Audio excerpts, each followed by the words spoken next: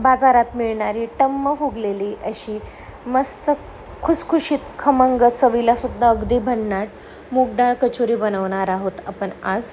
अगदी परफेक्ट बनते. तर चला रेसिपीला सुरुवात करूया. 2 कप इथे मैदा घेतलेला आहे. त्याच्यामध्ये अर्धा टीस्पून ओवा ॲड करणार आहोत. साधं मीठ चवीनुसार टाकायचं आहे. 1 चमचा मी इथे घातलेला आहे.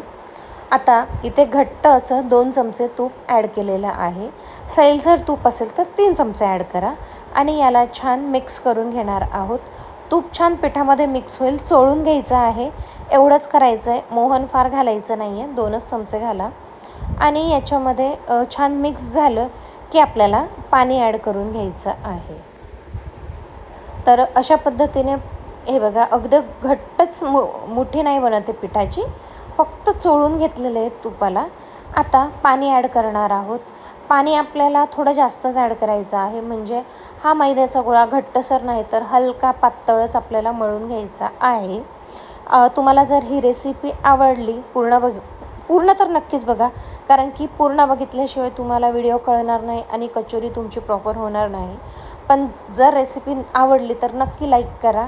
लाईक अगदी फ्री आहे, त्यामुळे लाईक करायला विसरू नका. चॅनलला नवीन असाल तर सबस्क्राईब करा. बेल आयकन क्लिक करा. त्याच्याने प्रत्येक रेसिपी मी जी पण पोस्ट करेल ती तुमच्यापर्यंत पोहोचेल. आता पीठ अशा पद्धतीने छान सैलसर भिजवून घेतलं आहे आणि ते आपण साईडला ठेवून देऊ. तोपर्यंत आपण सारण बनवणार आहोत. इथे 1 वाटी मूग डाळ 2 तास भिजवून घेतलेली आहे आणि जर घाई असेल तर तुम्ही हलकंसं कोमट पाणी टाकून अर्धा ते पाऊण ताससुद्धा भिजवली तरी चालेल. ही अशा पद्धतीने तुटली पाहिजे हाताने, म्हणजे ती छान भिजली गेलेली आहे. आता याच्यातलं आपल्याला पाणी काढून घ्यायचं आहे पूर्णपणे. शक्यतर पूर्ण कोरडी असेल तर चांगलंच आहे, कारण की त्याच्यात जर पाणी राहिलं तर आपल्याला सारणला तेवढाच वेळ लागतो, म्हणून छान गाळून घ्यायचं आहे. आता ही जी डाळ आहे आपण मिक्सरला वाटून घेणार आहोत. जाडसरच वाटायची आहे, फार पातळ वाटू नका.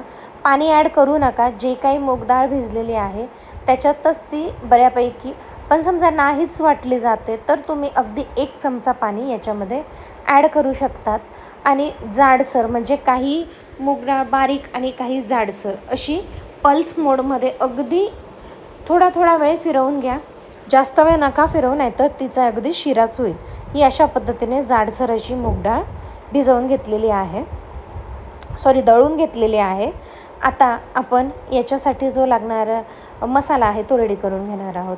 इथे 1 चमचा काळी मिरी, 1 चमचा जिरं, त्याच्यामध्ये 1 चमचा बडीशोप आणि आपण ॲड करणार आहोत त्याच्यामध्ये अजून 2 चमचे धने. तर 2 चमचे धने ॲड करून जाडसर ही पूड वाटून घ्यायची आहे. जास्त बारीक नका करू. धने बऱ्यापैकी फक्त क्रश झाले पाहिजे, एवढंच आपल्याला करायचं आहे. याची जाडसर चव खूप छान येते सारणामध्ये. तर आता आपण सारण बनवायला सुरुवात करूया. तेल घ्यायचं आहे. तेल थोडं जास्तच घ्यायचं, कारण की मूग डाळला तेल जास्त लागतं, ते शोषून घेतं. त्यामुळे तेल कमी झालं तर ते नीट भाजले जात नाही, म्हणून इथे 3 ते 4 मोठे चमचे तेल घेतलेलं आहे. त्याच्यात हिंग घातलं आहे. तेल अगदी नॉर्मल गरम केलं आहे, खूप नाही तर हिंग जळेल. हिंग घातल्यानंतर लगेचच जो जाडसर भरड आपण बनवून घेतली मसाला ती टाकणार आहोत. ती पण अगदी फक्त मिक्स करायचं आहे तेलामध्ये, कारण की शेवटी हा ग्राइंड केलेला मसाला आहे तो जळू शकतो, म्हणून फक्त मिक्स करून घ्यायचा आहे. आणि याच्यामध्ये आपण लगेचच ॲड करणार आहोत जी आपण बेसन ॲड करणार आहोत 2 चमचे. ही एक सिक्रेट असतं, फक्त मूग डाळ न वापरता 2 चमचे याच्यामध्ये बेसनसुद्धा घातलेलं आहे. याच्याचमुळे एक वेगळी आणि छान अशी चव येते आणि बाइंडिंगसुद्धा खूप छान येते आपल्या सारणाला. आता हे बेसन आहे ना, ते हलकंसं आपल्याला सुवास येतो छान आणि ब्राऊनसुद्धा होतं. त्याचा कलर चेंज झाला, हलका गोल्डन झाला की आपण याच्यामध्ये जे काही सारण आहे, वाटलेली मूग डाळ आहे ती टाकणार आहोत. तर बेसन चांगलं भाजून घ्या, याची काळजी घ्या. आणि जे काही जाडसर असं वाटलेली डाळ आहे ती टाकणार आहोत. आता आता आपल्याला तेल खूप दिसतं आहे, पण जसं जसं आपण ही डाळ मिक्स करत जाऊ, जसं तर ते हे पूर्ण तेल आपलं शोषून घेतं. म्हणूनच सुरुवातीलाच तेल जास्त ॲड करा. पण समजा तुम्हाला वाटलं की तेल कमी पडतं आहे, डाळ सोसल्यानंतरही कोरडं लागतं आहे किंवा पॅनला चिकटते, तर वरनंसुद्धा तुम्ही थोडंसं तेल ॲड करू शकतात. कारण की तसंही हे सारण शिजायला 15 ते 20 मिनटं आरामात जातं, तर तेलसुद्धा छान गरम होऊन जातं, कच्चं राहत नाही. आता बघा हळूहळू ही डाळ तेल पितं आहे आणि ही आता एकदम असा गोळा बनायला सुरुवात होईल. सुरुवातीला तेल पिईल आणि नंतर जसं जसं ते शिजत जातं ना, तसं तसं हे पुन्हा तेल सोडायला सुरुवात करतं. तर हे बघा अशा पद्धतीने छान मिक्स करत करत आपल्याला ही भाजून घ्यायची आहे. आता याच्यामध्ये काळं मीठ ॲड केलेलं आहे, साधं मीठसुद्धा ॲड केलेलं आहे. त्यामुळे काळं मीठ आणि साधं मीठचं बॅलन्स होईल, जास्त मीठ होणार नाही, याची काळजी घ्या. याला आपण मिक्स करून घेणार आहोत आणि जेव्हा डाळ पूर्णपणे भाजली जाईल त्याच्यानंतरच आपल्याला बाकीचे मसाले ॲड करायचे आहेत. आता डाळ भाजली गेली हे कशावरून ओळखायचं, तर डाळचा कलर पण चेंज होतो आणि ती तेल सोडायला सुरुवात करते पॅनमध्ये. सुरुवातीला पॅनमध्ये तेल दिसत नाही अजिबात, पण जशी जशी ती भाजली जाते ना, तर ते तेल सोडते आणि आपल्याला ते तेल दिसतं लेअर, त्याच्यावरून कळतं की डाळ भाजली गेली आहे. आता थोडीशी हळद, त्याच्यानंतर धने पावडर 1 चमचा ॲड केलेला आहे, लाल तिखट अर्धा चमचा ॲड केलेला आहे. कोरडे मसाले शेवटीच ॲड करायचे आहेत. कसुरी मेथी घेतलेली आहे थोडीशी, कारण की आधीच ॲड केलं तर कोरडे मसाले जळू शकतात, म्हणून कोरडे मसाले आपल्याला नंतर ॲड करून घ्यायचे आहेत आणि याला पुन्हा एकदा मिक्स करायचं आहे. आता याच्यामध्ये आमचूर पावडर ह्या स्टेजला ॲड करायची आहे, कारण की आपल्याला काहीचा आंबटपणा हवा. पण आमचूर पावडर नसल्यामुळे मी इथे चिंच आणि गूळ दोघांची पेस्ट आहे, कारण की आंबट आलं तर हलकंसं गोड पण हवं म्हणून. पण आमचूर पावडर ॲड केल्यानंतर गोडची गरज नाही पडणार, पण चिंच ॲड केलं म्हणून चिंच गुळाचं याच्यामध्ये मी थोडा पल्प ॲड केला, 1 ते 1.5 चमचा, आणि याला छान मिक्स करून घेणार आहोत. अगदी 2 मिनटं शिजू द्यायचं आहे, कारण की डाळ छान शिजलेली आहे.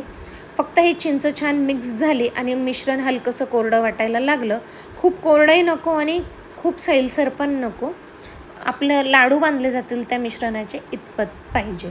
आता मिश्रण थंड झालेलं आहे आणि पीठही छान आपण मळून घेतलेलं आहे. त्याला मुरायलाही वेळ मिळतो, कारण की सारण जे आहे त्यालाच अंदाजे 25 मिनटं लागून जातात पूर्ण प्रोसेसमध्ये, तर अर्धा तास आरामात हे पीठ मळलेलं आहे.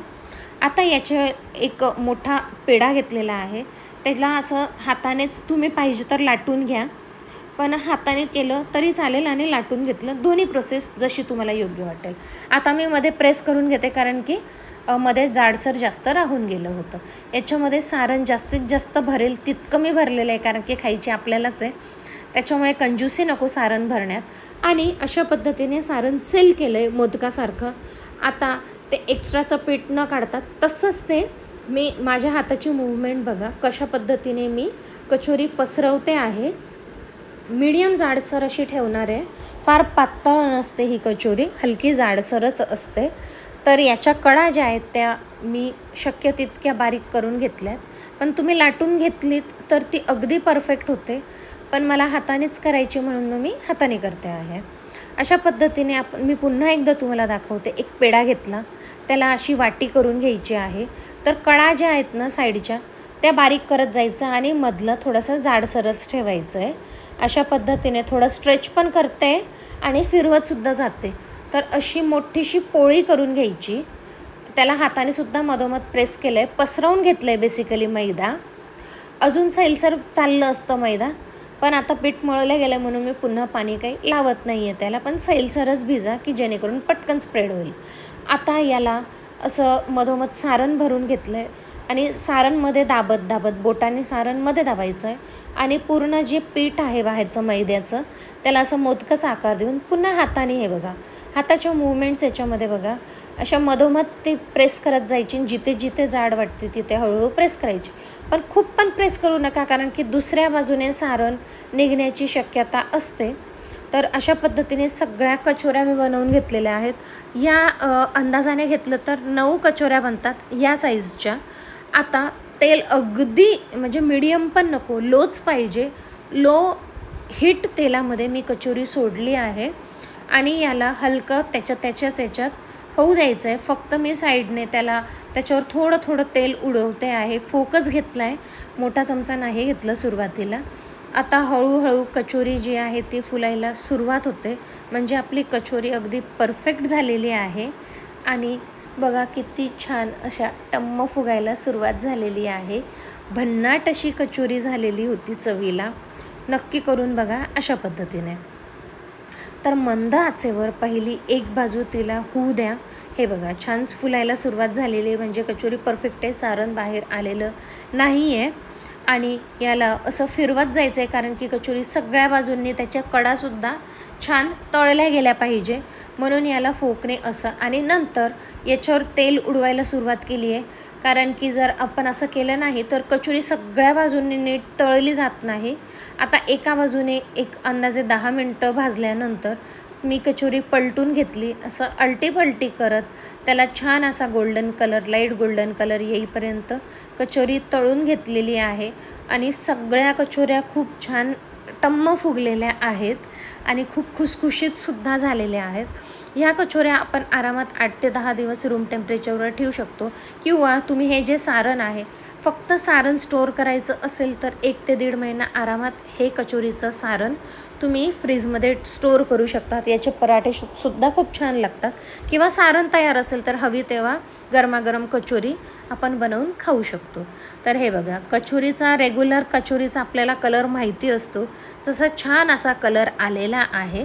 आता ह्या कचोऱ्या काढून घेतल्यात आणि नेक्स्ट बॅचसुद्धा कचोऱ्या लगेचच तेलामध्ये सोडून घेतलेल्या आहेत. कारण की तेल खूप गरम होऊ द्यायचं नाही, नाहीतर काय होतं, कचोरी अगदी दिसते लवकर गोल्डन, पण मैदा चांगला भाजला जात नाही, आतून शिजत नाही. आता कचोरी जी आहे आपण सर्व करून घेणार आहोत. खरं तर मुलांना पेशन्स नाही आहे, म्हणून जेवढ्या मी तळल्यात तेवढ्या पटापट तुम्हाला दाखवते आणि त्यांना खायला देते. तर बघा किती खुसखुशीत मस्त अशी कचोरी झाली आहे. बाहेरचं आवरणसुद्धा खूप जाड नाही, खूप बारीक नाही, प्रॉपर